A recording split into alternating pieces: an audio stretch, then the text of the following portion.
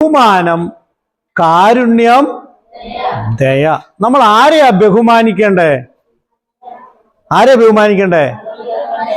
മാതാപിതാക്കളെ, അധ്യാപകരെ, പിന്നെ മുതിർന്നവരെ, അധികാരികളെ, ഇവരെയൊക്കെ നമ്മൾ എന്ത് ചെയ്യണം? ബഹുമാനിക്കണം. അവർ പറയുന്നത് കേട്ട് അനുസരിച്ചാണ് അവരെ ബഹുമാനിക്കേണ്ടത്. അധ്യാപകരെ ബഹുമാനിക്കുന്നത് അവർ പഠിപ്പിക്കുന്ന പാഠഭാഗങ്ങൾ നന്നായിട്ട് പഠിച്ചുകൊണ്ട് വന്ന് പിറ്റേ ദിവസം അത് പറഞ്ഞു കേൾപ്പിക്കുന്ന വിദ്യാർത്ഥികളാണ് അധ്യാപകരെ ബഹുമാനിക്കുന്നത്. ഒപ്പം തന്നെ good morning sir, good morning teacher എന്ന് പറയണം. അവർ വരുമ്പോൾ എഴുന്നേൽക്കണം, അവരെ ബഹുമാനിക്കണം. അതിലുപരിയായിട്ട് അവര് പറയുന്ന കാര്യങ്ങൾ എന്ത് ചെയ്യണം?